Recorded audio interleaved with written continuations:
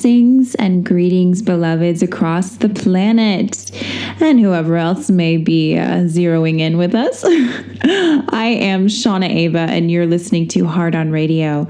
Today, we have Elaine Marolakos Edelson on the show, and I found her through her work because I read the Sedona monthly horoscopes each month, and every time I read this column, I was blown away by the accuracy and just how deeply it resonated with me. And again, this is just a little blurb. Like, you see a paragraph per sign, and usually you're like, These were so spot on, and not just for me, but my friends as well. And I thought, well, let me try and find this lady and get her on the show. So I am so pleased that that is exactly what happened. Now, for those of you who are new to Elaine's work, she is a world-renowned astrologer, intuitive counselor. She's a channeler, an empath. She's worked with clientele in over 70 countries, and she is author of the acclaimed book, Minutes to Manifesting. She has been working in this field for over 33 years, although you'd never believe it, because when you look at her, you're like, what? You're 35 years old. So without further ado, I would like to welcome Elaine Marolakos Edelson to the show today, and we're really going to be focusing on these lunar eclipses and solar eclipses and what this energy is really bringing forth to the planet right now and the collective and our own personal consciousnesses.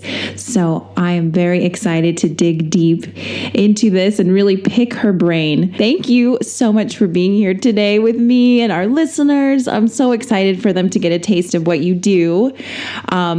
And sure, yeah. And I think I'm just going to start. I always like to start with a few breaths just so we can kind of gather. I need it, so I do. I make everyone else do it. All right, so just a few clearing, cleansing, centering breaths.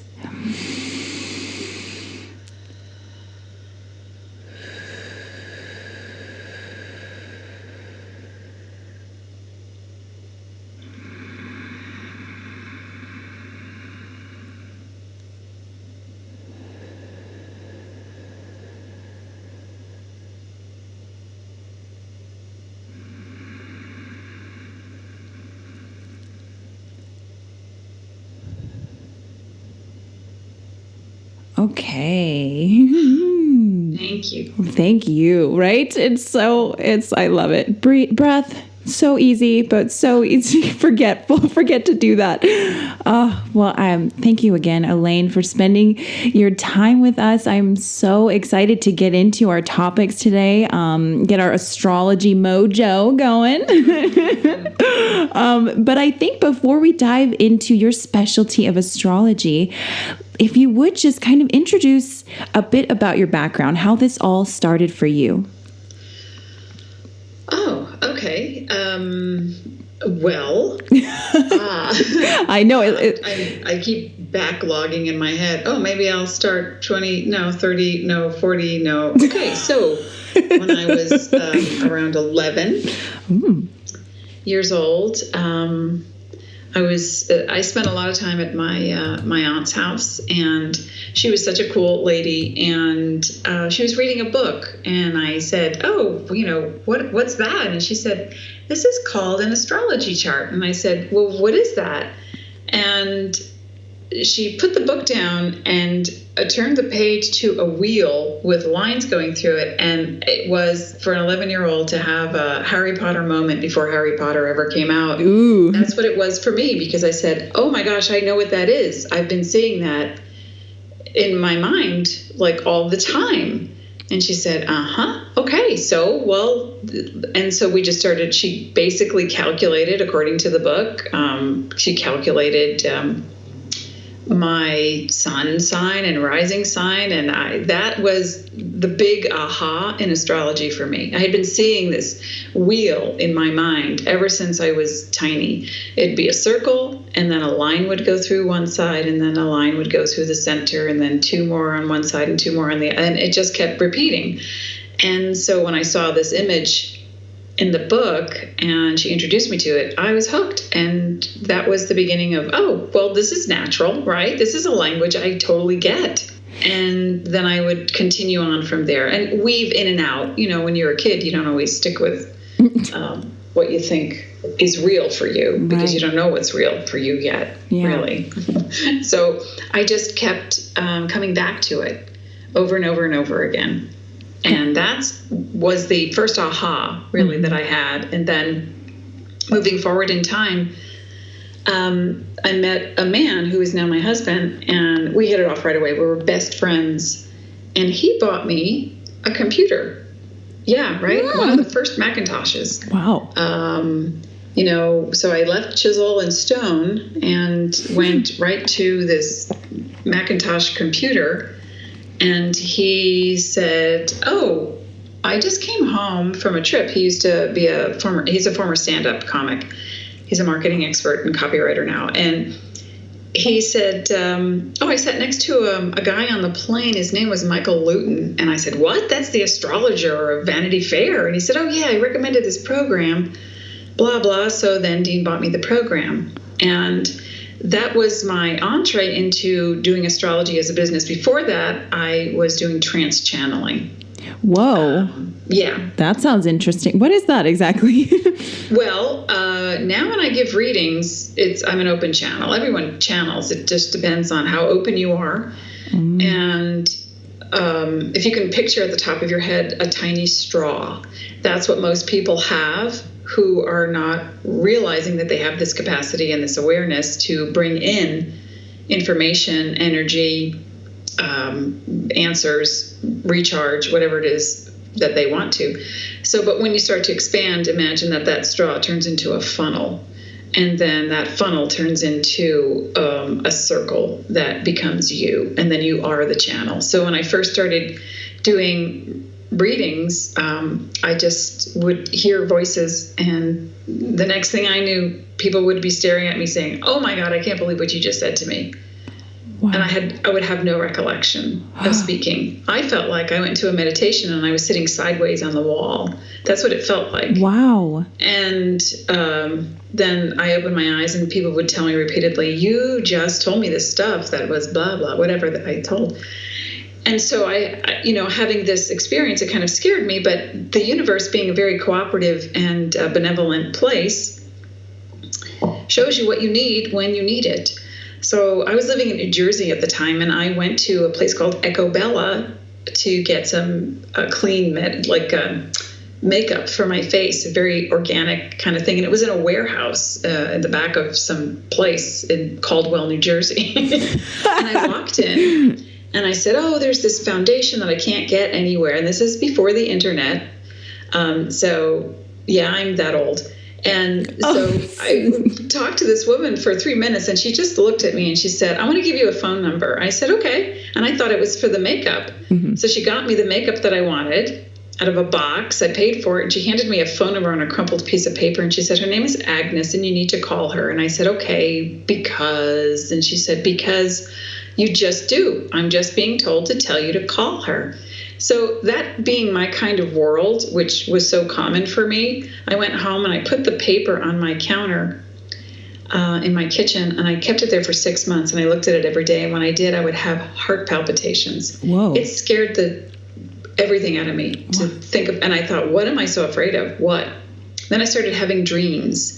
And these dreams were about this woman. I would have phenomenal dreams that I could write stories about. But anyway, this one woman would keep coming back in my dreams.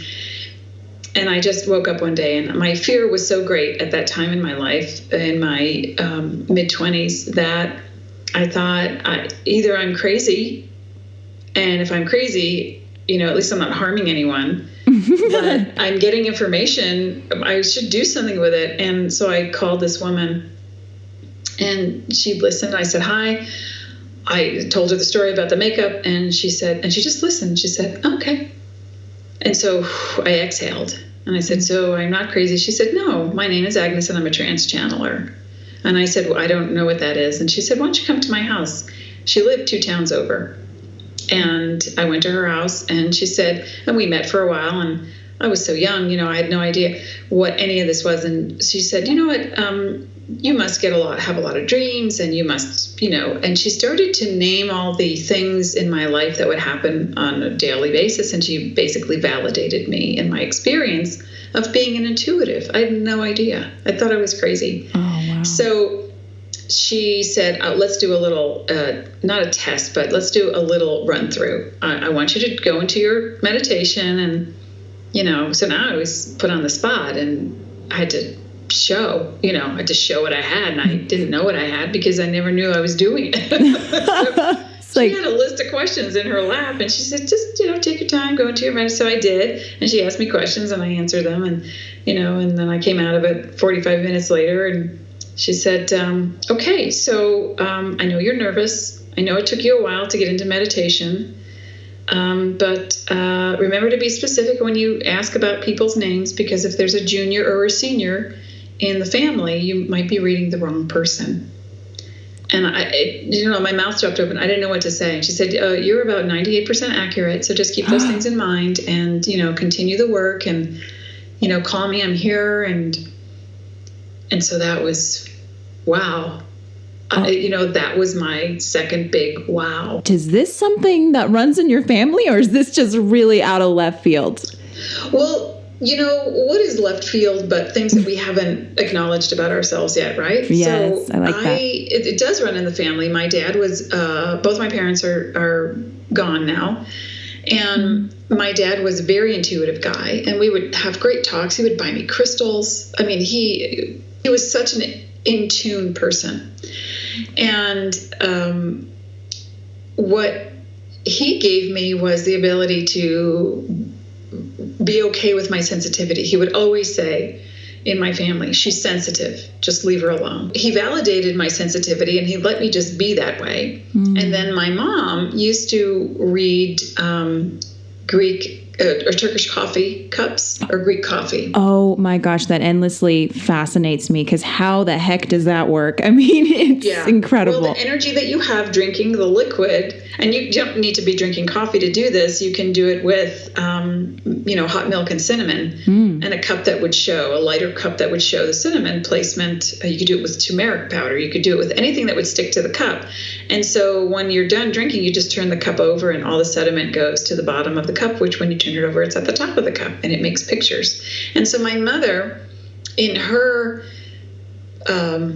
wisdom, was able to see things in a cup, although she did not have the language coming from her background, first generation American. She did not have the language to articulate, or the culture or the book knowledge to expand on how to give the reading. But she would see something in a cup, and, and I would say, well, when she started reading my cup when I was a kid, and a teenager, and I'd bring my friends over, and it was so cool, Elaine's mom is going to read cups, every gathering, people would line up. My husband and I, when we were best friends in New Jersey, we had a party, and we invited everybody we knew. We always gave great parties with eclectic music. All ages were invited. We were an alcohol-free, drug-free house, so it was just culture and music and food and great conversation. And my mother literally had a bathroom queue. She had a lineup to people to get into the bathroom where she was giving readings. Oh my gosh, I love this. Readings. I love that. Fun. Yeah. Oh wow, we have some parallels. I got to tell you, that feels like I mean, not the cup, but my mother was, I was raised on a mom who ran psychic fairs on Long Island, and I love it. Right, and same thing. I mean, she does handwriting analysis, and I would have friends over, and they would just get in line for her to do numerology and handwriting. And it's so cool to meet someone who's got a very similar background. Oh, wow. So it does run in your family. That is so beautiful. And then, wow. So now it sounds like you're I guess we'll place you back at, I guess it was mid-20s, it sounds like, and you had this aha. And did you then start to work with this woman, Agnes? No, she moved. You know what? If I look back, isn't that funny? Because you'd think, oh yeah, I'd have a mentor. She did mentor me when I needed it, but the universe and my spirit, I've always gotten more answers and more support in my life from things that I cannot see, or from experiences where spirit has stepped in to serve me. And a real quick story. At that time in my life, I was undergoing a huge transition. I had just moved. My 11-year relationship with someone, I was 26, I think. Yeah, I had been with someone for 11 years on and off. And I thought, oh, this is going to be the person for me. And what I realized was, oh, this is so not the person for me. And I am squelching my own power to make way for this person. And I minimized myself. And so I said no when he moved. And that's when, within 6 months I met Agnes. And so I took a trip a year and a half later. I took a trip based on what an astrologer had given me, which was called a solar return. And a solar return is no more than your birthday. It is when the sun returns to the same exact position, degree, and minute of your birth. And when a person has a solar return, when they plan it and they calculate a chart for it, you can actually go to a place to experience new levels of awarenesses. And so it was calculated for me to go to France. Now, France, pretty far. I lived in New Jersey. I didn't have the money. I didn't speak French. I had no idea. So that was the first thing that I hit. And the astrologer at the time said to me, listen, we're gonna amp things up for you. And that is because you're going through such a big change right now. Let's just go through it. Why wait? And I thought, okay, I don't know what that meant, but okay, sure. So, my dad and my mom helped me to get to France. And I, how much can you research without the internet? I read some books. I learned a couple of phrases, like how do you get to the American Embassy? So I went to this place that was astrologically calculated to help me advance to the next level. And I thought, well, how does that work exactly? And so here's how it was explained to me, that when you go somewhere on the earth, which has the same kind of framework as a human body, there are places where you have memories. And those memories will get activated when you are conscious, present, and ready and willing. Wow. And in order to release them, in order to remember, in order to do whatever it is your intention to do. And my intention was to have healthy relationships and get on my career path and stay there so that I could be the best me possible and be the most conscious me possible and be the kindest me possible and the most compassionate me possible.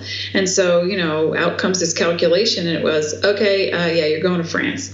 So I went to this little tiny town in the northern part of France that it took it would take hours to talk about, but I didn't know maritime was the clock system in the train station. I didn't know how to speak. I didn't know anything. And by the time I switched, got off the plane, and then I switched to another train that takes me to this other station and all this stuff and the fear that's coming up, I was so terrified that I would just be in the middle of nowhere. And so there I was in the middle of nowhere, and it looked like a 1950s movie. There were just fields of rolling green hills with sheep and a couple of thatched roofs. I kid not. There were some stone houses. And I sat in this little train station where nobody spoke English. Oh. And I thought, okay. I just remember this one woman clicking her purse open and closed. And she had like this old 50s coat and these, thick Oxford shoes. And I thought, am I hallucinating? I feel like I'm hallucinating. So surreal. I finally got it down after, 30 hours of travel that, okay, this is maritime. So I look at the clock and I go, I know my train to the town Lille in northern France is going to come at 3:00. I was so happy. I figured that out.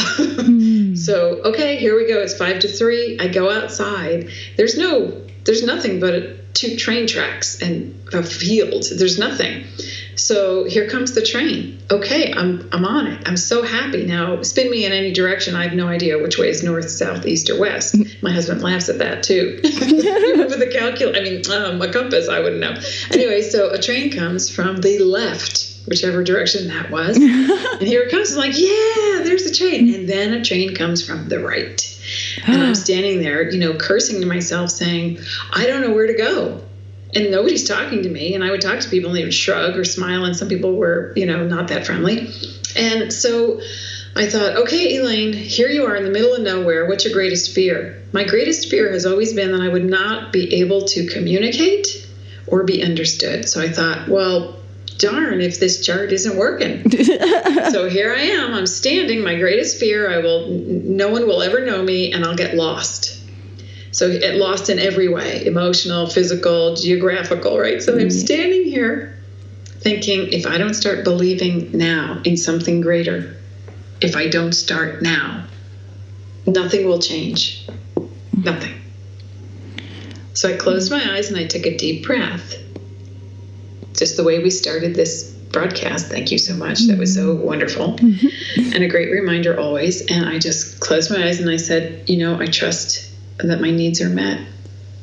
And then both trains stopped, that hissing sound you hear, and the doors opened on both sides. I just stood there.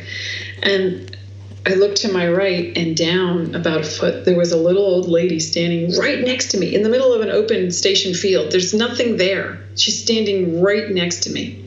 She had a brown tweed suit, and her hair was curled tight, like little pin curls I remember my grandmother doing.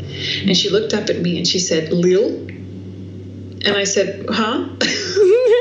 And she picked up my suitcase and she walked over to one train and she climbed 3 steps and put the suitcase down.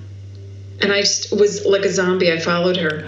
And by the time I realized what had just happened, I turned around to say thank you, and there was no one there. Oh my gosh. Chills. I have chills. It's like a fairy godmother literally came in. I know. It's so Harry Potter. And I thought, my heart just opened. My heart just opened on the way out. I mean, things happened in France, more openings. On the way out of France, it was like a comparing a Woody Allen, Fellini, dark, raining train movie with people with, the mascara running down their face versus, like The Sound of Music. I left on a train where people were playing guitars and singing, and the conductor came over, your ticket, madame, in English. In English? It's like my entire world changed. Elaine, I love that story. Oh my gosh. Thank you for sharing that. That is so neat on so many levels. And I'm also impressed because if you're saying you were about 26-ish, that would be around your Saturn return too, right? But you go through it and too, because you trust, right? You trust. I do, yes. You could be going through the worst day possible and you're clout in the air and you're, hurling expletives and you want to feel bad because then that gives you an excuse to, punch open that bag of potato chips or eat that entire cake. You want to feel bad because we're addicted to feeling bad. But then you stop and go, all right, let me just take a minute. What's so bad? Let's go from negative to neutral. And once you hit neutral, you can go from neutral to positive. People will see it like in a column that goes from the ground up to the sky. I like to see it from a dot that expands in every direction. So that there's no directional. People point up, oh, heaven, or people point in, oh, the heart. This is one heart, this is one heaven, or one hell, whatever you choose to believe. Right. But when you expand, you move in every direction. And I think that's why you probably have become the person that you are, because you're expanding in moments where you might take 3 steps back or 2 steps back, right? And then you stop and say, wait a minute, let me just get a grip. Give me my reality check. You just take a knee. Right? Yes, absolutely. And it becomes like a dance. I don't know. I start to see things in musicals. But, that's cool. Right? I love it. It's like the birds start chirping and the songs are singing, and you'll be surprised, or you won't be, because actually as you get in that flow, so quickly synchronicities come up, like these high fives from the universe. That's like, yes, even something so small as seeing the clock at 11:11 or 4:44. Right. Gosh, it just happens so fast when you can learn to really align yourself there, and it's just beautiful. I love the synchronicities. I love that you brought that up, because that's what it really is. When we have experiences that are repeated, number one, neurologically speaking, we're creating them because that's what our patterning is, and that's what the frequency that we will output. If we get a flat tire and we're afraid to drive at night, then, and then we have to go somewhere at night and we're driving in Bronx or Brooklyn or somewhere unsavory, and we're thinking, oh my God, I'm going to get a flat tire. Oh my God, I'm so scared. Oh my God. So we have both. We're like Gollum, we're talking to ourselves and intellectually and saying, you're fine, everything's great, but yet you have this fear that you want to buy into. But at the same time, there's the bigger presence. It's the omnipresent of self that just says, trust that now in this moment, you are supported. Oh. Your needs are met. And I, even after that experience in France, you'd think, oh yeah, drop the mic. I'm done. I'm so happy. Oh my gosh. Every 6 months, it's like clockwork. What else is going to come up that's going to scare me, that makes me think I'm not supported, I'm invalidated, I'm not loved, I don't know enough, I'm the not enoughs. And yet the universe will come back with an experience that says, okay, we just want to remind you to trust. And here's your trust reminder every, exactly. It's on the clock, it's on a Google. Exactly. And I'm so inspired by this quote I pulled off of your website. That was, you matter because your matter is divine. And I love that. God, it gives me butterflies in my belly. It just resonates so deeply that it's like, if you could just mantra that to yourself, all of these other things can fall away. Absolutely. Yeah. So, thank you for saying that. I appreciate that. Sure. Being quoted, that's fun and new. And it's so true. Even if I didn't say it, it's so true. And the moment you think that you are divine, a whole lot of stuff goes on in your head based on how you were born. And one of them is, oh no, I can't think that way. That's arrogant. That would be selfish. Selfish is negative. I don't know enough. If I did, why would I be in this position? If I knew enough or had enough, wouldn't I have more money? Wouldn't I have the best relationship? Wouldn't I be in every? So divinity is not indicative of the idea of the 1940s or 50s definition of perfection. Perfection, as I see it, is if you are moving toward the thing that gives you the greatest joy while you are in a state of compassion, you are in perfection. That is the best you can possibly do or be. Wow. So that's your divinity. And we're here on this earth to marry biology with divinity. So we're going to bump into each other, into roads, into situations that say, oh, okay, which one of you would like to react or respond? If you're responding, then you're coming more from your divine self. If you're reacting, you're coming more from your animal self. So as we merge these two beings together, we become a little psychotic. Yes. Right? Yes. How could you not? And you discover at the end of the day, you can fight it, you can overeat with it, you can argue with it, you can debate it, you can curse it, but when you go to sleep and wake up in the morning, you are still pure conscious love. That's what you are. Dress it up and take it out and celebrate once in a while. Oh, I love that. I want to ask briefly, because you mentioned this, and as far as I want to call them maybe PowerPoints, when you have your solar return, does that change from year to year? Every year you have a solar return. And so, for example, this year, my solar return takes place in Princeton, New Jersey. But your solar return can happen anywhere you are. It's your birthday. It's going to be your birthday.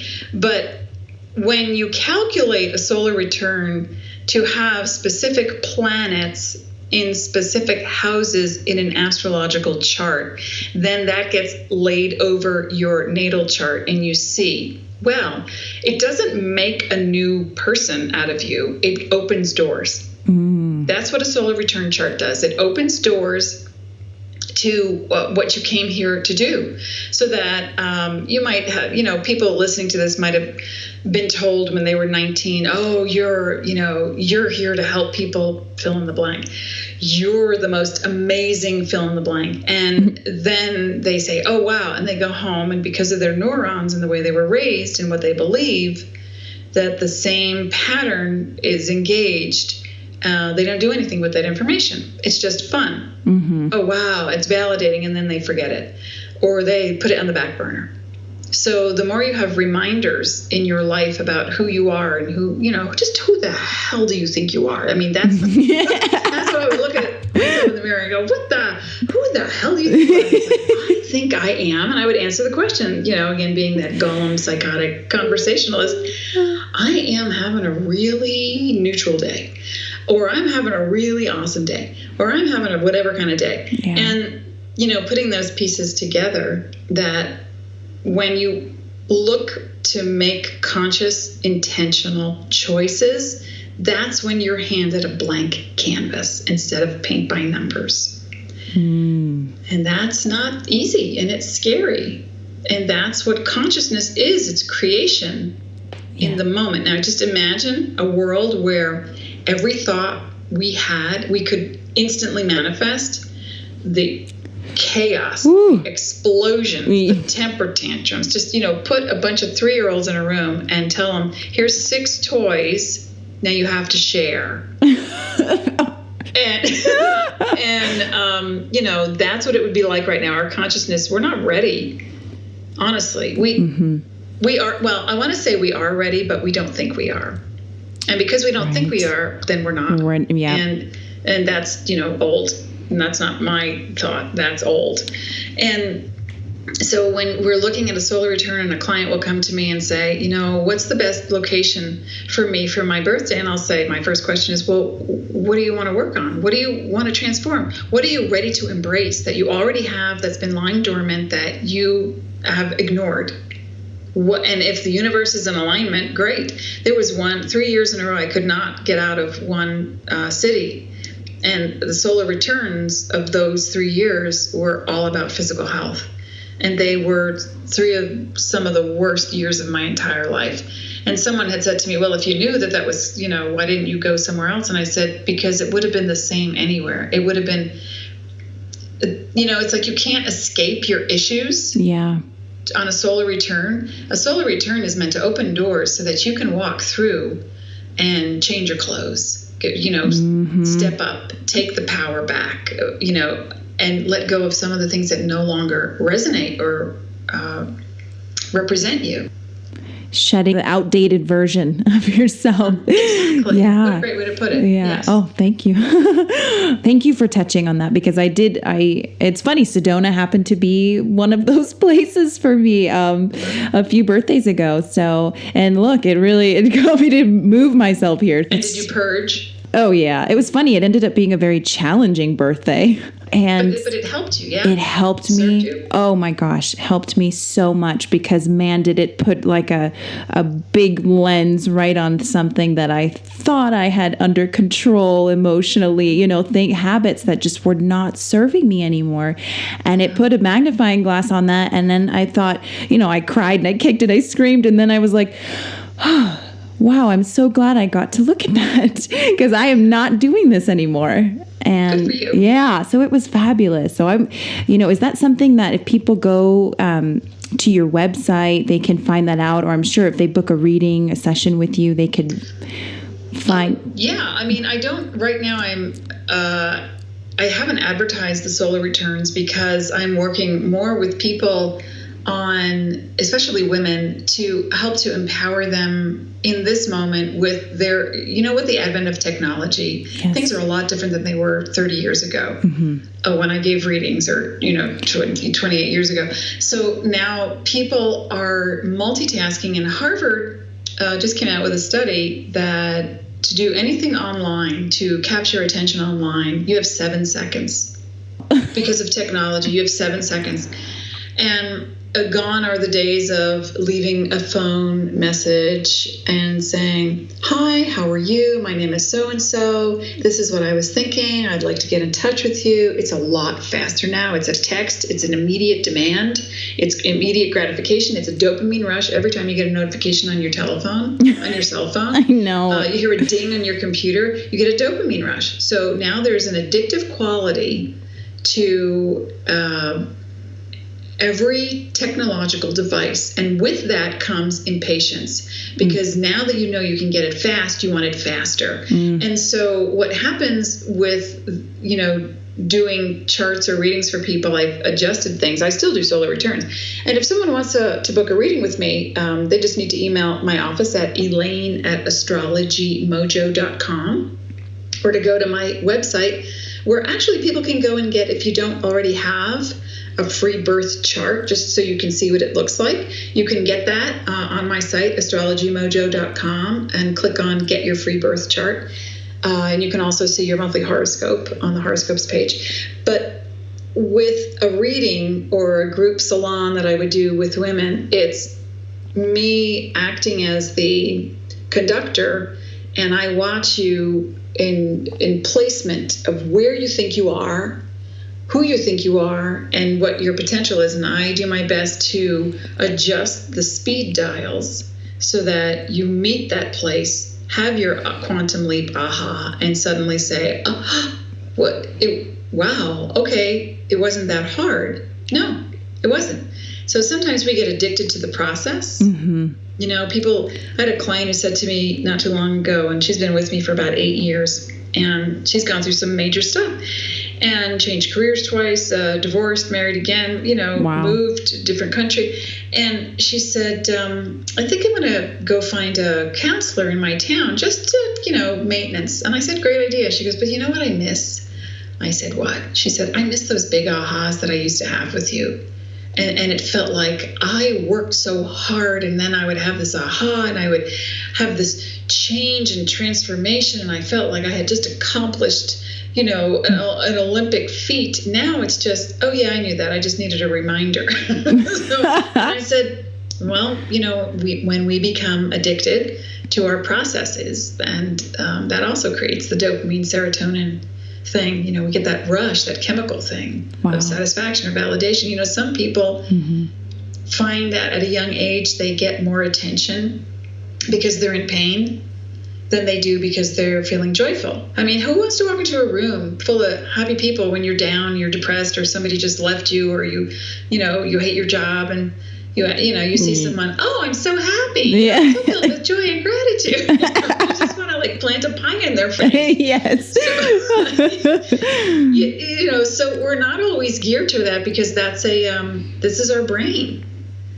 And this is our brain on awareness. And that is, the awareness always comes back to, it's never about them. It's always about your process and your addictions and your obsessions and your patterning. It's about you. It's always about you. I love to say that to my Leo clients and my Leo rising clients. I'm so proud of you. It's about you. Because, they of all people need the validation because of how hard it is to see in the world that this is kind of overwhelming. So I have to compare myself. I have to stand up. I have to talk about it. I just made that. Isn't it good? Don't you like it? So the validation, whether you're Leo rising or moon or not, it doesn't matter.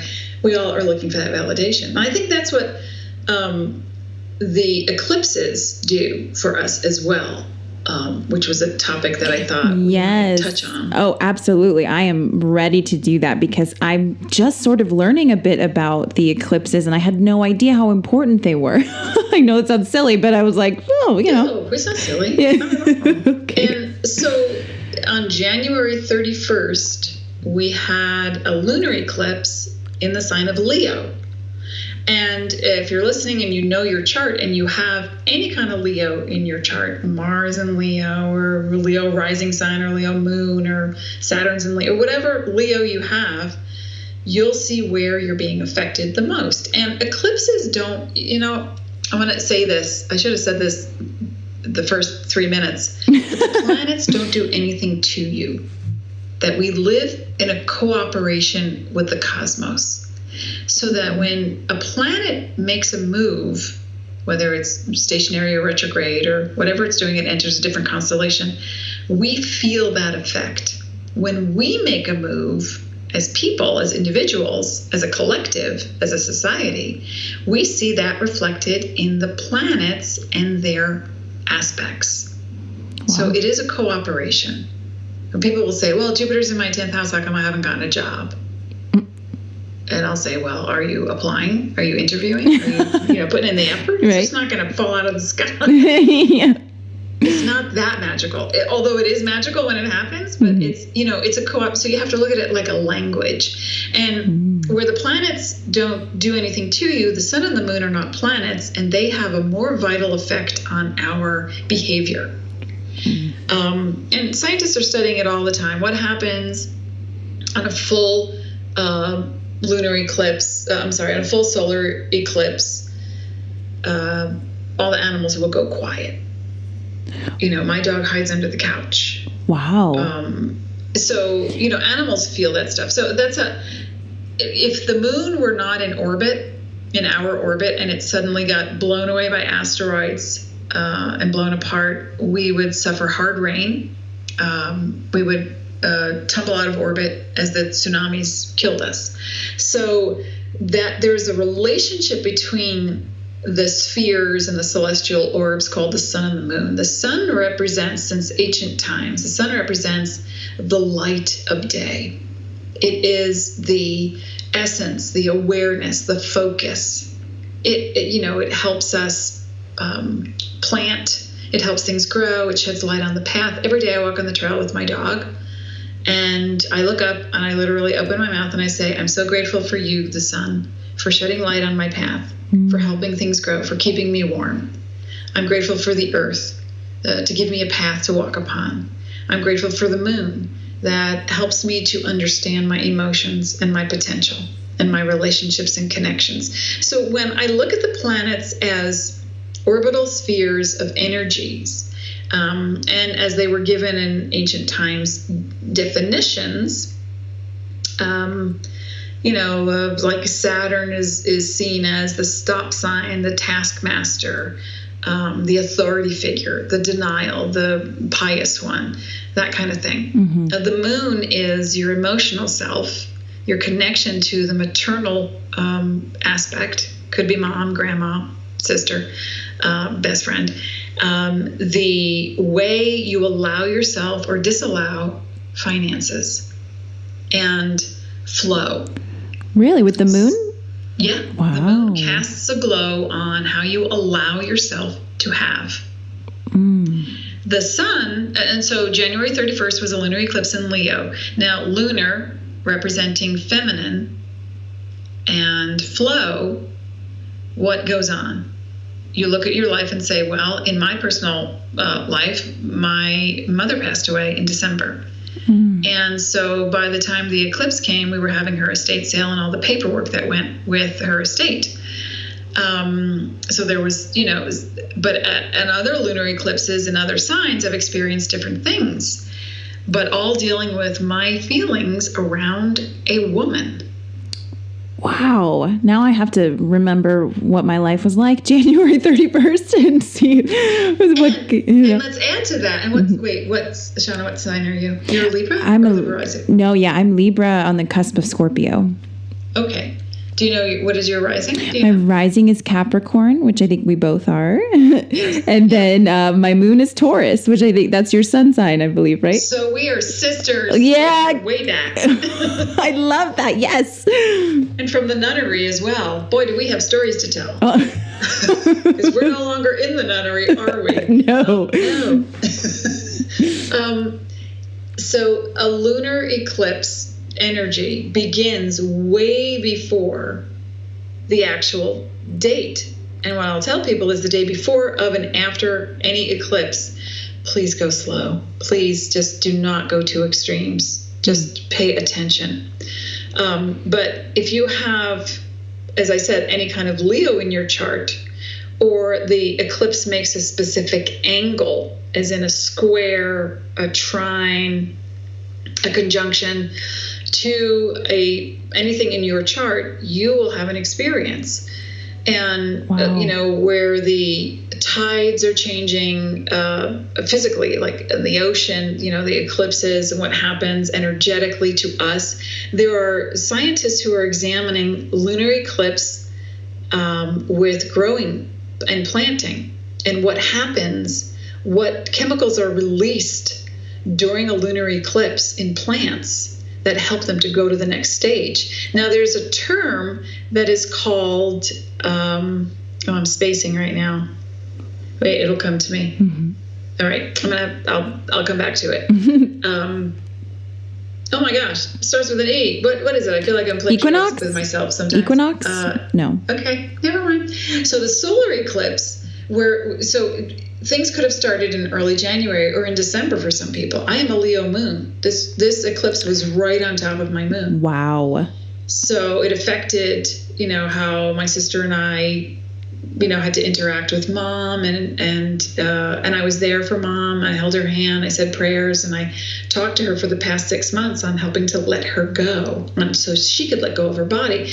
And 6 months ago, and you look at, once you understand what an eclipse series can do, they always happen in tandem.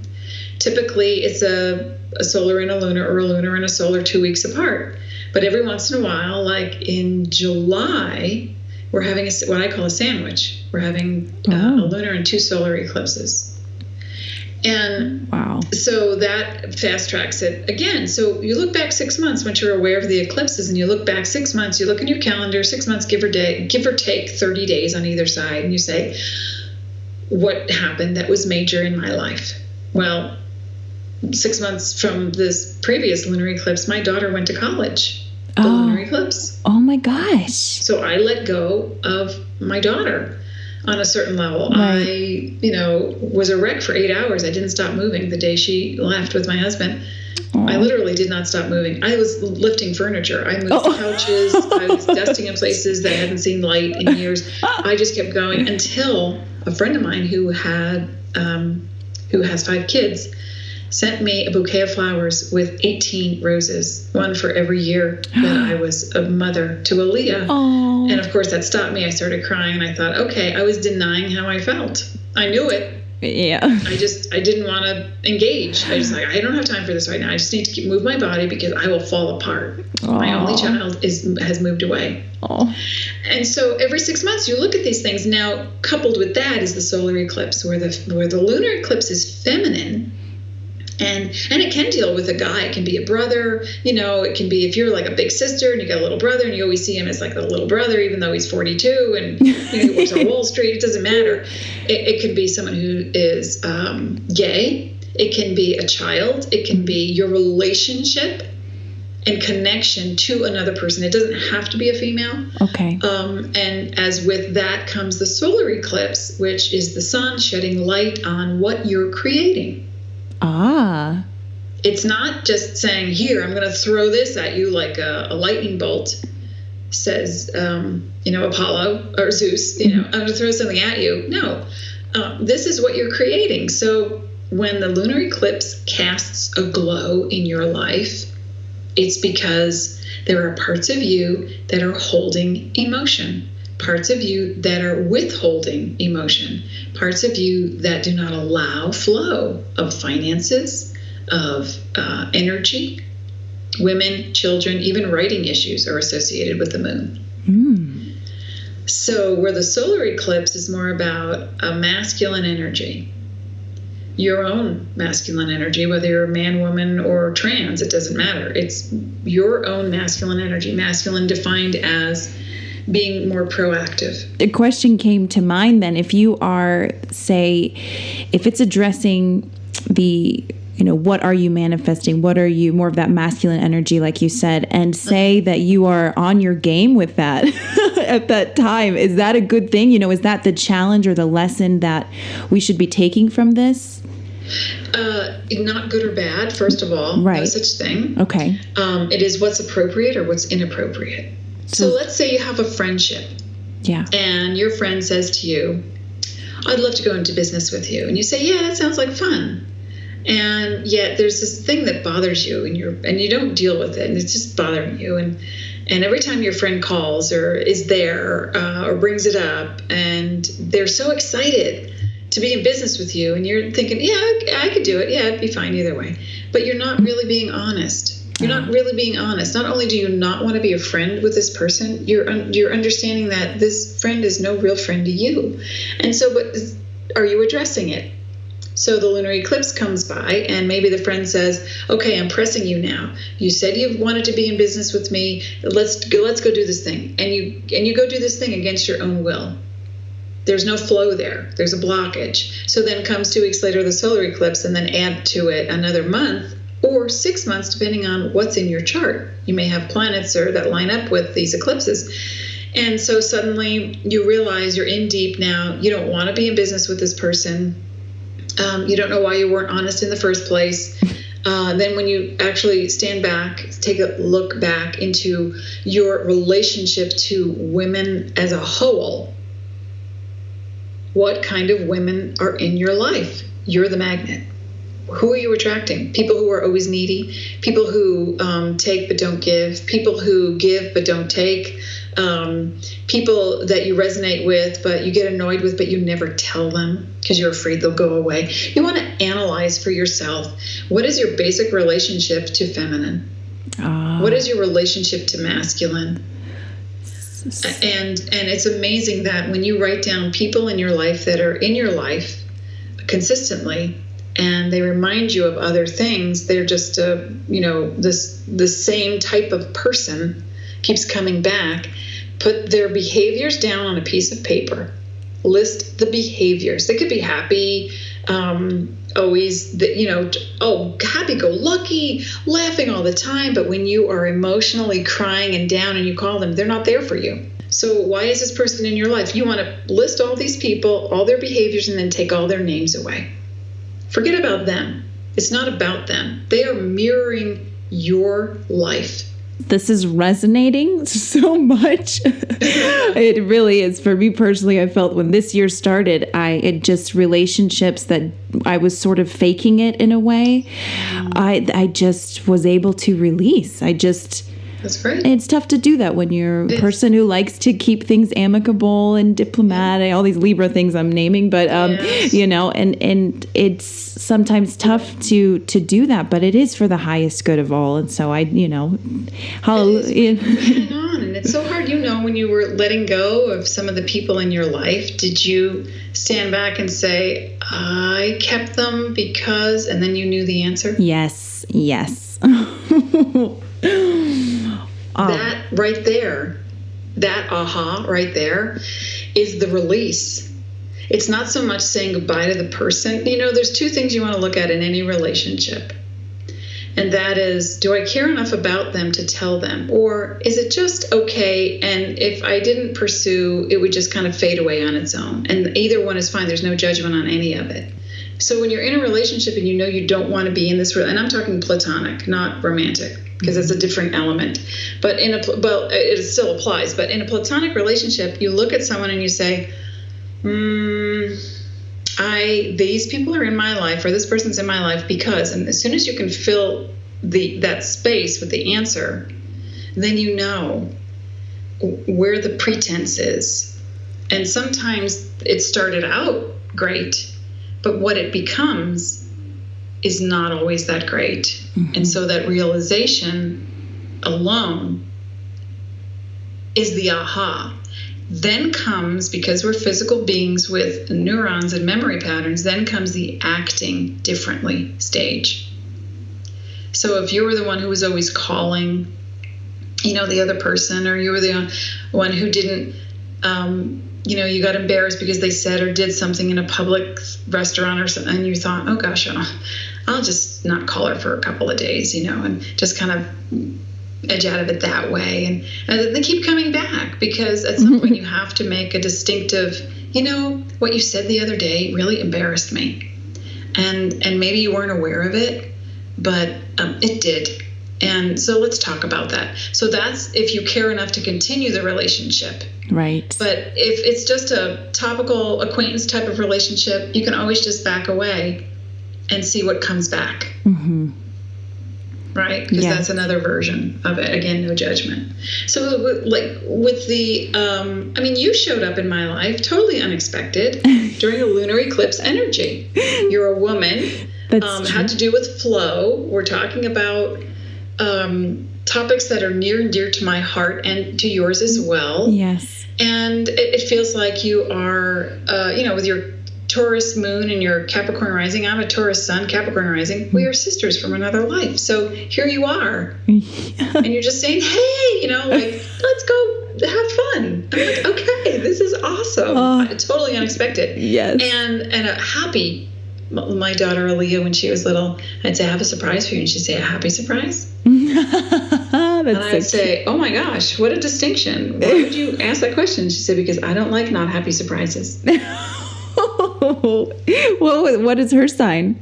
She's a Taurus. Oh my gosh. Wow. So are your birthdays real close to each other?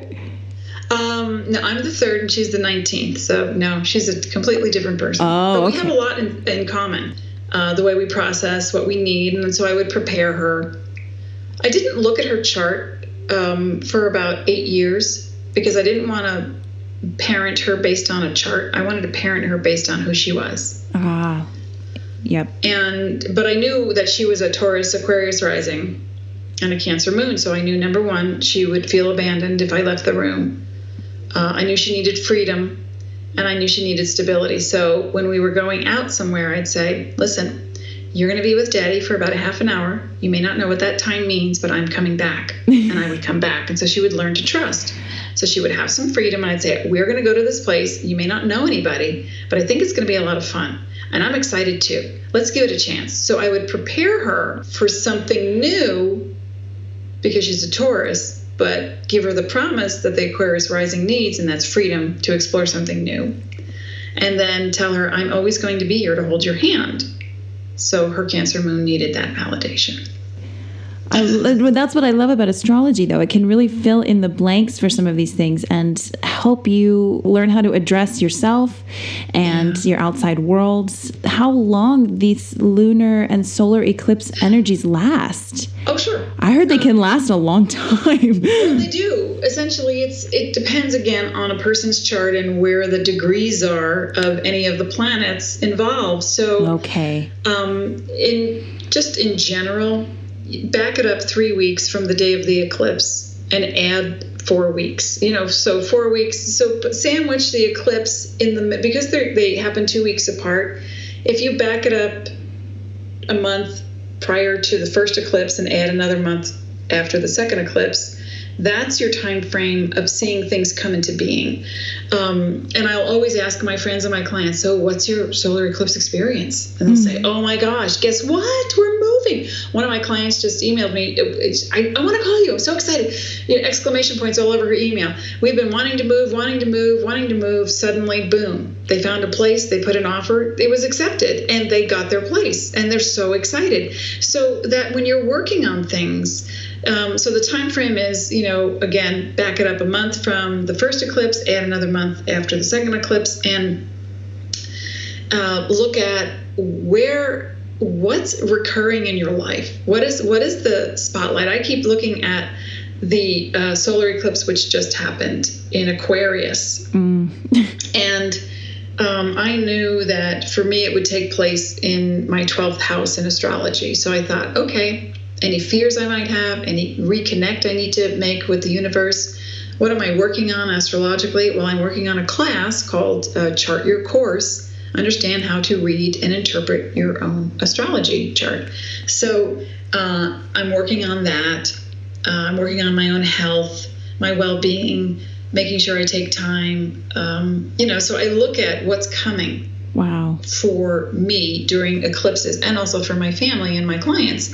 So, but in general, when we're having an eclipse, and you don't have to know anything about astrology, you don't have to have a chart. But again, if you want to have a chart, get your chart for free so you can see what the wheel looks like and where the planets are. You can go to astrologymojo.com and click on Get Your Free Birth Chart. And then from there, know that the lunar eclipse was 11 degrees of Leo, and the solar eclipse in Aquarius is 27 degrees. So that's all you have to look for is the glyph. Match the glyph to what's going on in your chart, and that will highlight the area. And I've been sending out emails. So if you want to get on my email, it's a free e-zine that I send out once a week. I've been sending out emails to people so that they can see what each of the houses in astrology mean, and how to identify the glyphs to make it easier to understand what's going on, so that this highlight, nothing really happened in my world the day before, of, or after the eclipse, except I felt sideways. I felt off kilter. I felt sideways. You ever get dizzy like that, where you feel sideways? Oh, yes. Yep. That's interesting. I mean, take a drink, a sip of my tea. And I walked outside, and the world looked weird to me. I just kept looking and going, there must be, oh, right, it's the eclipse. Mm-hmm. The day after the eclipse, I went outside to do something on the lawn, and my husband came out to put the car cover on the car, and he looked at me and he said, do you see that air? The air is weird. And I said, yes, thank you. Wow. He's an Aquarius moon. Oh. And so I said, how are you doing? He goes, I'm doing great. I just got a phone call that, and I said, tell me. And this was a phone call that, at the other end of this phone call, is the potential for thousands of dollars. And so the past can come back in any retrograde and any eclipse. So you look at what's not completed yet in your life. What are you working on? What are you looking to achieve? And if you're able to, stay your course and be very dedicated and act as if it's already created, your brain doesn't know the difference between real or imagined. So when it creates and fires synapses, it's based on your emotions. So thoughts and emotions work together to create these neurons that create the patterns that create the habits. So if you're going in circles, you need to stop, take a knee, take a deep breath. The eclipse will show you exactly what you've been manifesting. And if you have trauma, chaos, the same old, issues that make you roll your eyes and go, I can't, again, seriously? Then you need to stop and say, well, either you need to change the way you think, or you need to change the way you think and set a boundary. That's what the eclipses will show you. Yes. So we are very much then still in the solar eclipse energy of just last week. Yes. The recent shooting actually happened in my hometown. I was I grew up 2 miles away from there, and I was, I really, a lot of friends went to that high school. No one was harmed, luckily, that I knew, but I thought, well, gee, solar eclipse happening the next day. Is this a tie? It seems like it. I know there are traumas. The weather will always go strange in an eclipse, or there are traumas that happen. If you just stand back and you say, same stuff for thousands of years. People are people wherever you go. There's always violence. There's negativity. There's chaos, corruption. But what's revealed during an eclipse, what comes out during an eclipse, is the result of that chaos, of repeated actions of violence. Or so if you're looking at that, I spent time on the internet yesterday watching videos of each of the victims. And I cried. And because Anderson Cooper was talking about, we will remember, and he named them, showed their pictures and their ages.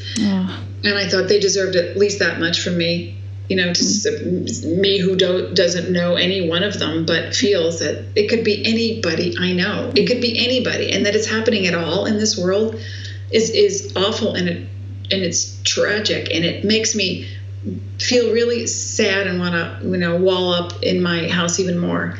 But then I think, okay, if this were to happen to me, if this were to happen to someone I know, I would feel devastated. I would be angry. I would be enraged. I'd want retribution. And then 5 minutes later, I would take a deep breath, and I would think, there's always a bigger picture that I am not privy to. And whatever amount of karma that this person has inflicted on these other people, or vice versa, where it has now been smoothed out. It's a terrible thing to think of, that this is a way of smoothing out karma. But there are things I don't know. Right. And things I might not never know or ever know. So if during an eclipse there is a trauma, there is your response, your ability to find pure conscious love and to put it into the world where needed, wherever possible. to show that, these things matter. Someone's dog gets run over and people walk the other way, that, stop. When you start caring, when you stop caring, the eclipse will bring out and shed light on what you need to up your game so that you can marry biology with divinity. So, eclipses will shed light on things, but we may not have seen the inception of those things. The trauma, it looks random to us. And it may be, for all I know. But I tend to believe that, not to say that there's a reason for everything, but there is an answer to something I don't have. So I will look at an eclipse energy and say, what we do with what we know is how we can measure ourselves and who we want and who we choose to be. So if I know that there's been something horrible that's happened in our town, there was a fire in our town a few years ago, and 12 of us, we didn't even know. We saw each other in the market, or we just rallied. 12 people got together and rallied, and we immediately took over roles. I'll get the signs. I know someone who can blah, blah, blah. We raised $20,000 for each of the families that lost a house. Oh, my gosh. Wow. And then we packed it up, and then it was over. I don't see but two of those people. I might see them in town at a supermarket. You know what I mean? So it's like the way you behave and what you do with the energy and your own consciousness and your own thoughts is the way I explained it to my daughter at the time that this fire was happening a few years ago. She was scared. My mom lived nearby, and we got her out. And I said to my daughter and her friend, I said, girls, listen, in life, there are going to be traumas and tragedies, and you have to understand who you are when these things happen. And if you know that you're someone who can take charge or contribute in some way, then go do that. If you know you're someone who can't, then step aside. Either way, there is no judgment. Just know who you are, how you would like to respond, and then be that. And I think also with the eclipses, what it brings in, today we're only a few days into the eclipse in Aquarius, and Aquarius represents technology, erratic behavior on the downside. So what's happening in technology, Elon Musk, we're going to the moon. There are applicants in Dubai right now, 3,000 applicants to be a citizen astronaut. So wow. It's a 3-year training program, I believe. And you're chosen by way of not just brain smarts, but what you can contribute. There are teachers, scientists, farmers, agricultural people, enthusiasts, I said scientists. What else was there that I read? People who can contribute through fitness, people who are at their peak in these areas.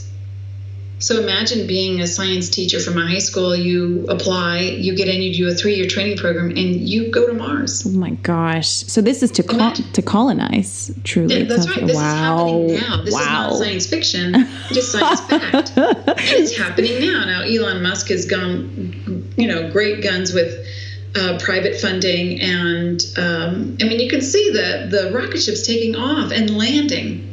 Not dropping in the ocean, but landing, on a pad, the way we see in movies. And so with this solar eclipse in Aquarius, we're seeing trends move into the future. We're seeing what's possible. We're seeing eclectic, unique, outrageous. And then the downside, what I used to say was that Aquarius is guided and governed by the planet Uranus. And Uranus is the one who invented the chain of bondage and the bolt cutter. Wow. So when you think about it, Aquarius represents people who, not just Aquarians, but people who are moved by technology, who want to create something bigger, better, brighter for our future. Also, people who abuse technology, who make crank calls, who do scam operations to take, every person's last dime. So there's always going to be the extremes on the earth. There's always going to be the dichotomy. So with the solar eclipse in Aquarius, if you already believe that something magical is coming your way, it will. And if not this month, then the next set of eclipses, which if I look at my calendar right now, pardon the sound of paper, you know how that can go on the radio. Crunching and crinkling. Where is it? No, I know we've got the July 13th, I think it is, going into July Cancer. 12th. Yes. July 12th, okay. July 12th, we have a solar eclipse in Cancer. So that's going to have more of an effect on, Cancer is a sign that represents nurturing, but not always through speech or actions. It's a form of nurturing through finances, through food, through writing, women's and children's issues. Watch people pass laws to protect LGBT kids who are running away from home, who have no place to go.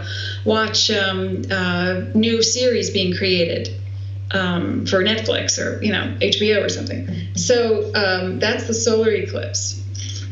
Then on the 27th, we have another lunar eclipse in Aquarius. Again. Okay. Yeah. Again.